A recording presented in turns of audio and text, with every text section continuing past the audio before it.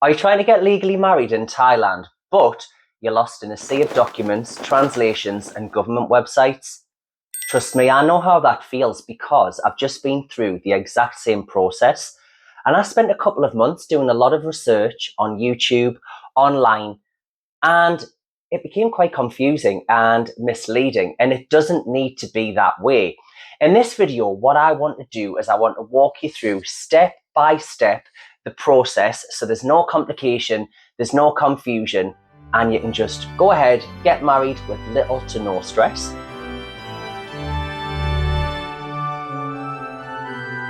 I'm Andrew and I live here in Chiang Mai with my partner Jerry. Today I'm going to walk you through the process from applying for your Affirmation of Freedom to Marry to walking out of the Amphur, which is the local register office, with your marriage certificate in hand.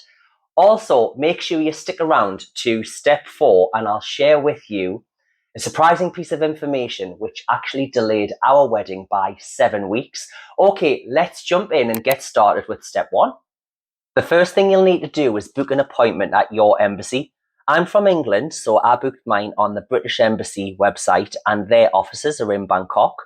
This is where you'll apply for your Affirmation of Freedom to Marry. This is a legal document that confirms you're single and free to get married under your country's law. So once you're on the website, simply fill in your details. It's quite easy to navigate, but if you need any help with that, drop me a message. I'm more than happy to help if you need it.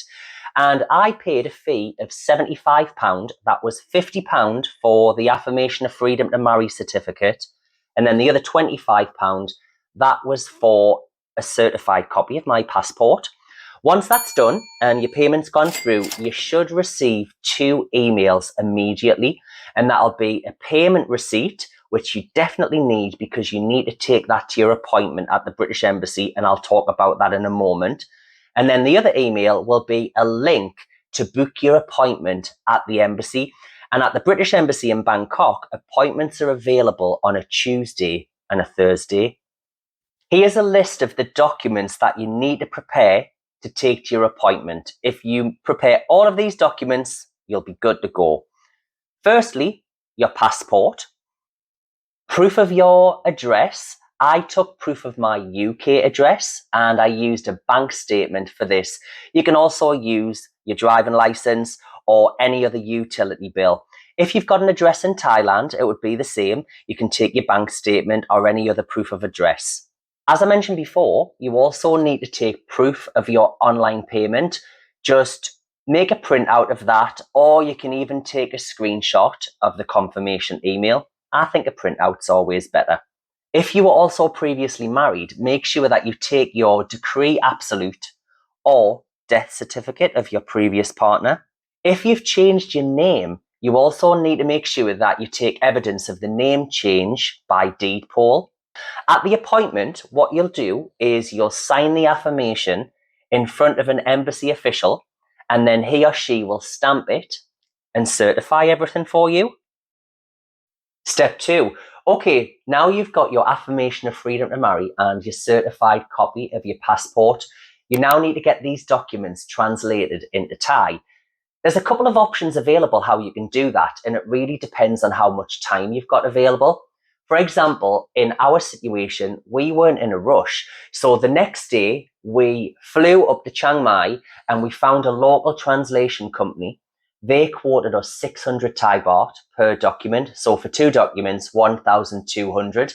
We dropped the documents off on Monday and we picked them up on Wednesday. But your situation might be different. You might be in a bit of a hurry. If you're in a hurry, don't worry, because the British Embassy will give you a list of translation companies that are in the local area in Bangkok. I can't recommend any of them because I didn't use any of them. But I believe there's a same-day service available, or you can pick them up the following day. Of course, if you get the same-day service, I think it will be a little bit more expensive. Alternatively, what you can do is you have to go to the Ministry of Foreign Affairs with the translated documents to get them legalised. And I have heard at the Ministry of Foreign Affairs, there are officials there who will take the documents for you and get them translated for you on the same day. We didn't want to do that because we thought it would be one mad rush going from the British Embassy to the Ministry of Foreign Affairs, sitting around waiting for the documents to be translated, because as we know, things don't always go to plan, and sometimes with translated documents, there might be a mistake. That did actually happen to us. So it's up to you. It depends on how much time that you've got, really. Step 3. Now you've got the documents translated into Thai, you'll need to take them to the Ministry of Foreign Affairs to get them legalised, which means that they're recognised under Thai law. I've left a link in the description to the Ministry of Foreign Affairs website. You can do this in Bangkok, but if you live in another province, there are a couple of options. You can do it in Bangkok, Phuket, Chiang Mai, Pattaya, and Ubon Ratchathani. So once you've got the appointment, attend your appointment, take your documents with you. You will also need to take your passport as well, of course. And at this stage, what will happen is the official will check your documents and then you'll make an appointment, or you can just go on spec about 3 days later to pick them up. And I believe these documents, I think it cost 300 baht per document to get them legalized. Step 4, registering your marriage at the local Amphur.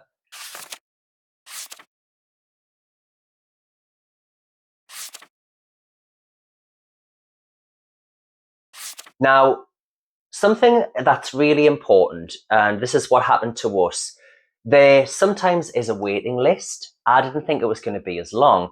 We went to the Amphur in Chiang Mai and there were no appointments available for 7 weeks. This was frustrating, however, for us, because we weren't having a traditional Thai ceremony or anything afterwards, it didn't cause a problem. So just be mindful. It's really important that you book your appointment at the Amphur before you book your wedding ceremony, because I imagine you're going to want your marriage certificate, etc., before your traditional ceremony, if you plan to do that. So here on the screen now, I'm showing you a list of things you need to prepare and take with you to your appointment at the local Amphur. Firstly, you need to take your Affirmation of Freedom to Marry, which is now translated and legalized, your passport, your partner's Thai ID card, your partner's Tabian Ban, that's your partner's house registration document. You definitely, and I can't emphasize enough, you definitely need 2 witnesses. Now here I did read online that you can use witnesses at the Amphur. That wasn't true for Jerry and I. So we went on our own and we thought we would just ask 2 people who were already there to sign for us. But we were told off one of the officials, that's not possible because it's a foreigner getting married. You do need to have 2 witnesses who know you. So we were frantic, quickly rang Jerry's sister, and thankfully her and her partner came to the Amphur and were our witnesses. Thank you so much to them too. We really appreciate that. And of course, don't forget to take your partner with you. Hand all of your documents over in the Amphur, wait for a short period of time, then the official will prepare the document for you.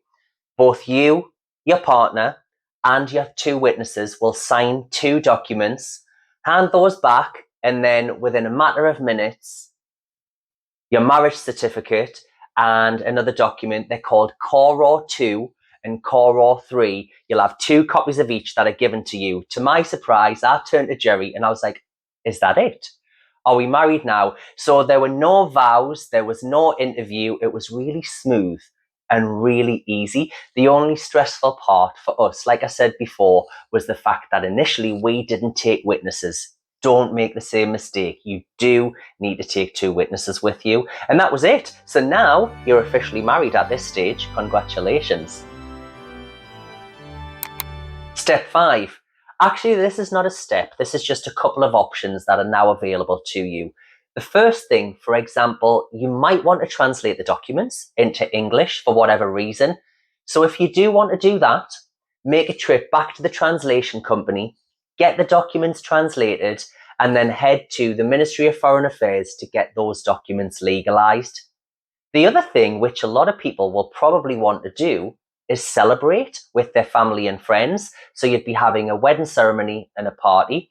We didn't do that because we didn't want the extra stress, all of that planning. We skipped that and we just did something on the afternoon by ourselves. So at this stage, you're ready to go to immigration and apply for your non-immigrant O visa. I won't go into detail about that visa application today, but if you're interested in a future video, I'll share that process with you as well, because it can be a little bit complicated. And that's it. Have you already started the process? If you have, let me know in the comments how it's going. And of course, if you've got any queries, anything you're not certain about, ask me a question and I'll do my best to get back to you and answer the question the best that I can. And not only that, any question that you've got, I can guarantee somebody else is thinking about the same thing. So leave that there. And I think by looking in the comments, hopefully there'll be a lot of information that's available that can help you or anybody else that's going through this process. When you start planning this, it might seem like a lot and it might seem overwhelming, but hopefully once you've looked at this video and it's been broken down step by step, hopefully you'll realize that it's completely doable, it's not as stressful as you think, and it's 100% worth it. So if you did enjoy this video, please give it a like, subscribe to the channel if you haven't already, and make sure you leave a comment if you've got any questions. As always, thank you for watching, and we'll see you in the next video.